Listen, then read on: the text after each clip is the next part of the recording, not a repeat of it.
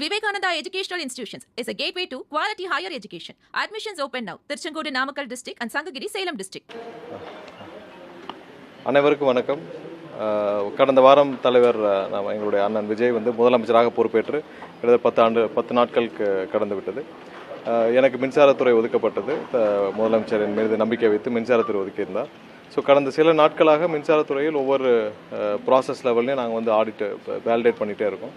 என்னென்ன மாதிரியான சீரமைக்கும் பணிகளை செய்யலாம் என்று ஒவ்வொரு இடத்திலும், அதாவது டெண்டர் எப்படி கோரப்படுகிறது, டெண்டரில் எந்த மாதிரியான விதிமுறைகள் பின்பற்றப்படுகிறது, அதே மாதிரி இப்போ சோலார் பேனல்லாம் இருக்குது. சோலார் பேனலில் நிறைய இன்வெஸ்டர்ஸ் தமிழ்நாட்டுக்கு வந்திருக்கணும், ஏன்னா அதுக்கான சாத்தியக்கூறுகள் நிறைய இருக்குது. ஸோ அது ஏன் வரல, என்னென்ன மாதிரியான விதிமுறைகள், அதாவது டெண்டர் அப்ளிகேஷன்ஸில் என்னென்ன மாதிரியான விதிமுறைகள் பின்பற்றப்படுகிறது. ஸோ இது மாதிரி ஒவ்வொரு துறையையும் ஒவ்வொரு இதையும் இப்போ கோல் இருக்குன்னா நம்மளுடைய அனல் மின் நிலையங்களுக்கு தேவையான நிலக்கரிகள் எங்கிருந்து வாங்கப்படுகிறது, எவ்வாறு வாங்கப்படுகிறது, ஸோ அதில் எங்கெங்கெல்லாம் வெளிநாடுகள்லேருந்து இம்போர்ட் பண்ணப்படுது, ஸோ அது என்ன மாதிரியான விதிமுறைகள் இம்போர்ட் பண்ணப்படுது.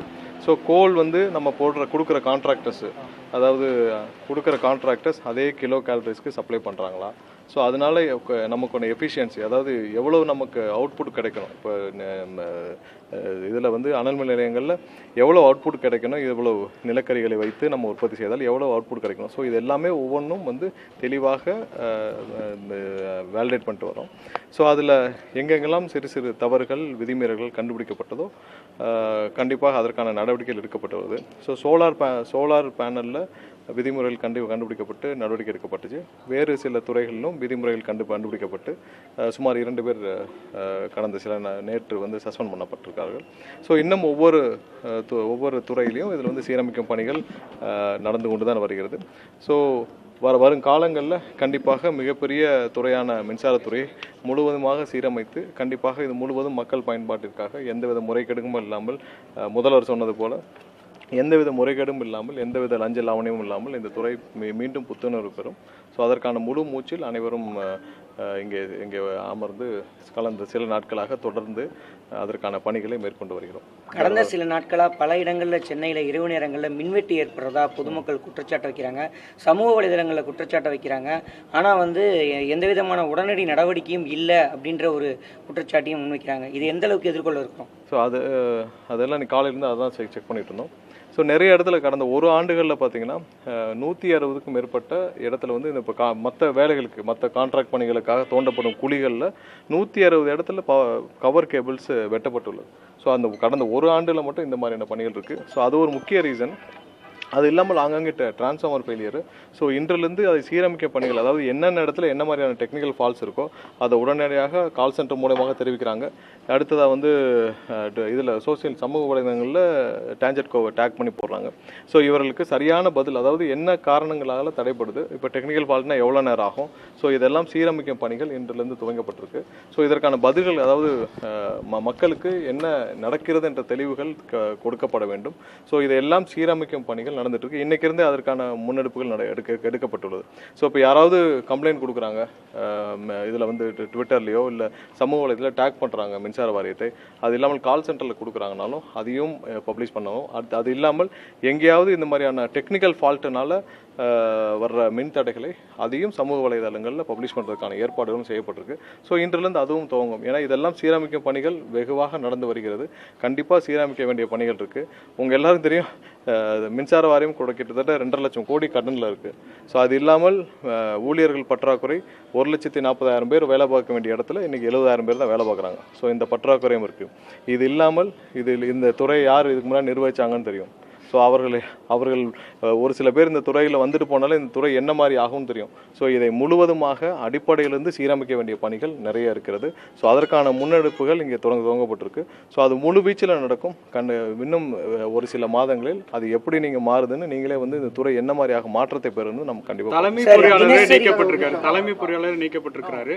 எந்த மாதிரியான ஒப்புதல்கள் கொடுக்கப்பட்டது, எவ்வளவு டெண்டர் போடப்பட்டது, அதெல்லாம் நீக்கப்பட்ட இல்லை, விசாரணையில் இருக்கு. முறைகேடுகள் கண்டுபிடிக்கப்பட்டிருக்கு. அதனால் காரணத்தினால் நீக்கப்பட்டிருக்காரு. துறை ரீதியான விசாரணைக்கு உத்தரவிடப்பட்டுள்ளது.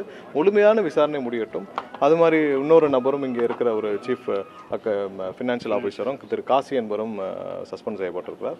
ஸோ இந்த நபர் மேலே ஏற்கனவே சிபிஐ கேஸ் இருக்குது. சிபிஐயில் போன வாரம் இவர் போட்ட பெட்டிஷனும் டிஸ்மிஸ் பண்ணப்பட்டிருக்கு. அவர் மேலே பல குற்றச்சாட்டுகள் இருக்குது. அந்த நபரும் இன்னைக்கு நேற்று வந்து சஸ்பெண்ட் செய்யப்பட்டிருக்கிறார். ஸோ இது போன்ற நபர்கள் இனிமேல் இந்த வளாகத்துக்குள் வராத அளவிற்கு, இந்த மாதிரியான முறைகேடுகள் நடக்காத அளவுக்கு என்ன செய்யணுமோ அதை தெளிவாக முதல்வர் தலைமையிலான அரசு செய்யும். 2 லட்சம் கோடி கடன் இருக்குன்னு சொல்லியிருக்கீங்க. அதுக்கு என்ன சார் பிளான் பண்ண போறீங்க? இல்லை, அதை தான் இப்போ திட்டமிடணும். ஸோ இதை முதல்ல நிர்வாகத்தை சீரமைக்கணும்.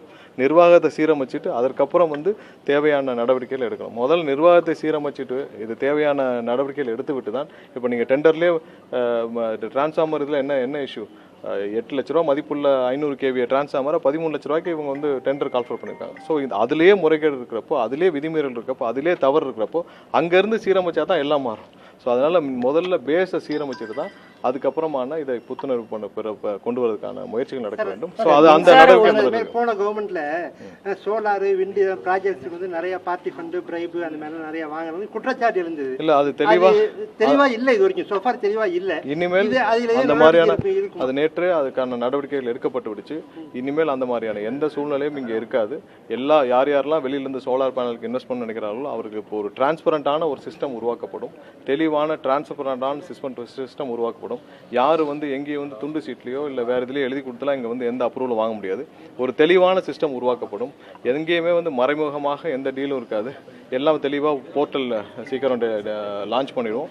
அந்த போர்ட்டல் லான்ச் ஆன பிறகு அந்த போர்ட்டலில் யார் வேணாலும் அப்ளை பண்ணலாம். அதுக்கான எலிஜிபிலிட்டி, அதுக்கான கிரைட்டீரியா அதெல்லாம் இருந்துச்சுன்னா ஓப்பனாக அப்ரூவ் பண்ணப்படும். எல்லாமே வந்து ஒரு போர்ட்டலில் வந்துடும். ஸோ போர்ட்டலே இருக்கும். எந்தவித மறைமுக டீலும் இல்லாத அளவிற்கு இந்த துறை முழுவதுமாக சீரமைக்கப்படும். டெண்டர் கோரிய கம்பெனி பிளாக் லிஸ்ட் பண்ண போறீங்களா? இல்ல, அந்த டெண்டர்கள் எல்லாம் இப்ப ரத்து செய்யப்பட்டிருக்கு. விசாரணைக்கு உத்தரவிடப்பட்டுள்ளது. விசாரணை முடிந்த பிறகு என்ன நடவடிக்கையோ அதை கண்டிப்பா செய்யப்படும். சார், முறைகேடுகள் கண்டுபிடிக்கப்பட்டு வரதா சொல்றீங்க. அதே போல அடிப்படையில சீரமைப்பு பண்றதாவும் சொல்லிட்டு வரீங்க. இந்த முறைகேடுகள்ல முன்னாள் அமைச்சருக்கு ஏதாவது தொடர்பு இருந்துச்சுன்னா விசாரணை முடிந்து தொடர்பு இருந்தால், யார் மீது தொடர்பு இருந்தாலும் அதற்கான தேவையான நடவடிக்கைகள் கண்டிப்பா எடுக்கப்படும். இங்க எங்க ரிலாக்ஸேஷனும் இருக்காது. இப்ப முன்னாள் அமைச்சரோ இல்ல அதுக்கு முன்னாடி இருந்தாலும் யார் மீது யார் தவறு செய்திருந்தாலும், தவறு செஞ்சிருந்தா அதுக்கான நடவடிக்கை எடுக்கப்பட்டு தானே இருக்கும். அதுக்கான என்ன சட்டப்பூர்வம் நடவடிக்கையோ அது எடுக்கப்பட்டு தான் இருக்கும். அதுல எந்த வித தயவுதாட்சணையும் இருக்காது. தவறு யார் செய்தாலும் அரசாங்க பணத்தையோ அரசு நிர்வாகத்தையோ யார் முறைகேடு செய்தாலும் அதுல எந்த தயவுதாட்சணையும் இருக்காது. கண்டிப்பாக 100% நடவடிக்கை எடுக்கப்படும். அதான் சொல்லியாச்சு. அதுக்கான சொல்லியாச்சு. கண்டிப்பாக டெக்னிக்கல் ஃபால்ஸ் இன்னைக்கு சரி செய்யப்படும். ஏன்னா இங்க இருக்க கால் சென்டர்ஸ் எல்லாம் இங்க இருக்கிறவங்களுக்கு அறிவுரை கூறப்பட்டுள்ளது. இது ஒரு சில நாட்கள் இன்னைக்கு இருந்தால் அது வந்து எந்தெந்த ஃபால்ட் இருக்கோ அதை உடனே அந்த ஃபால்ட்டு வித் அந்த டீட்டெயில்ஸோட பப்ளிஷ் பண்ணுவாங்க. ஸோ பொதுமக்களுக்கும் அது என்ன பிரச்சனைன்னு தெரிய வரும். கொஞ்சம் கொஞ்சமாக, ஏன்னா முதல்ல அடிப்படையை சீரமைக்கணும். அதுக்கப்புறம் தான் நீங்கள் அடுத்த லெவலில் சீரமைக்கணும். ஸோ முதல் கட்ட சீரமைப்பு நடந்துகிட்டு வருது.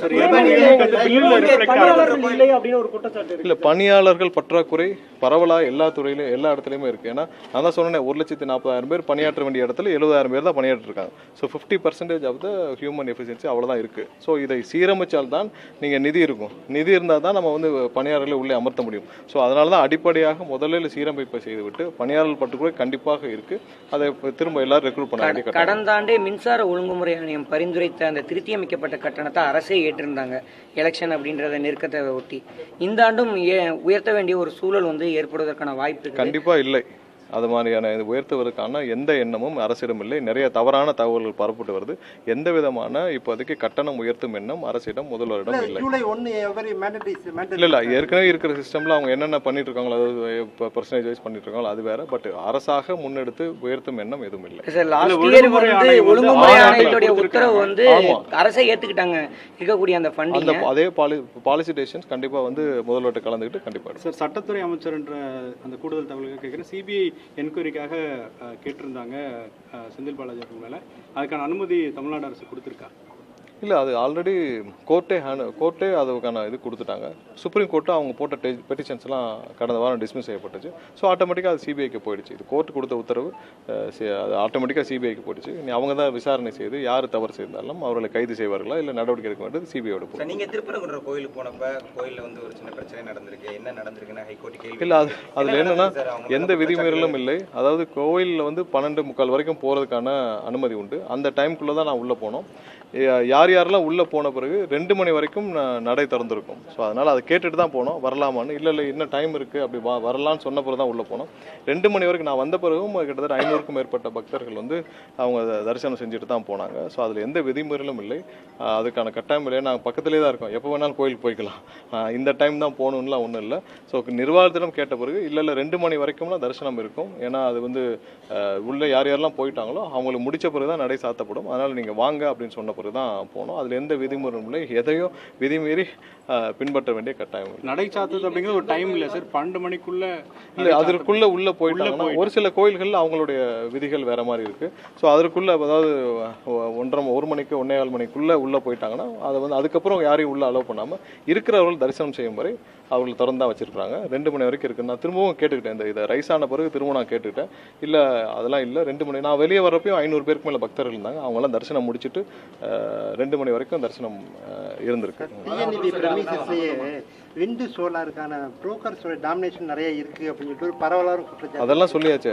இனிமேல் யார் எந்த புரோக்கருக்கும் இந்த அலுவலகத்தில் வேலை இல்லை, எந்த புரோக்கரும் இதுக்குள்ளே வர முடியாது. இந்த நிர்வாகம் முழுமையாக சீரமைக்கப்படும்.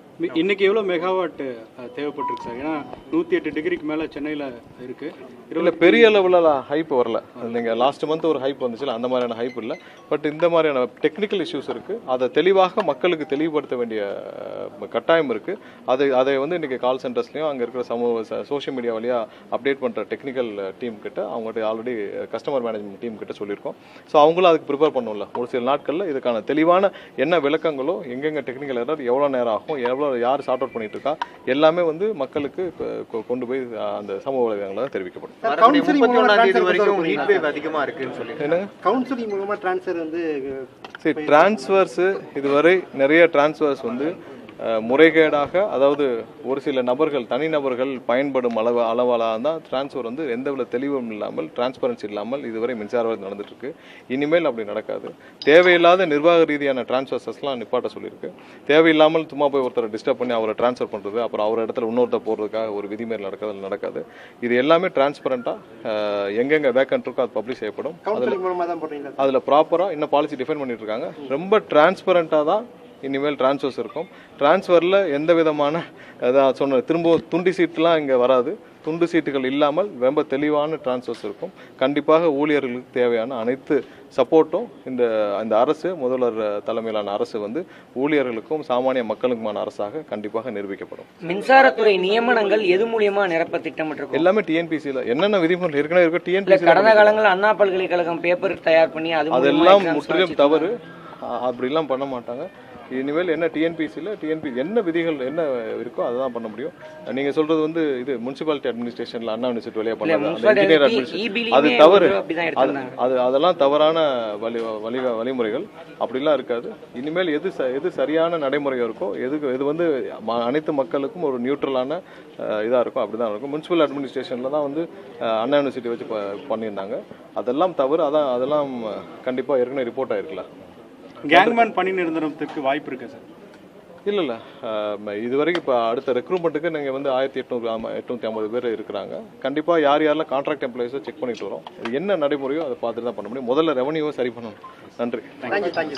Vivekananda Educational Institutions is a gateway to quality higher education. Admissions open now. Tirchangodu Namakkal district and Sangagiri Salem district.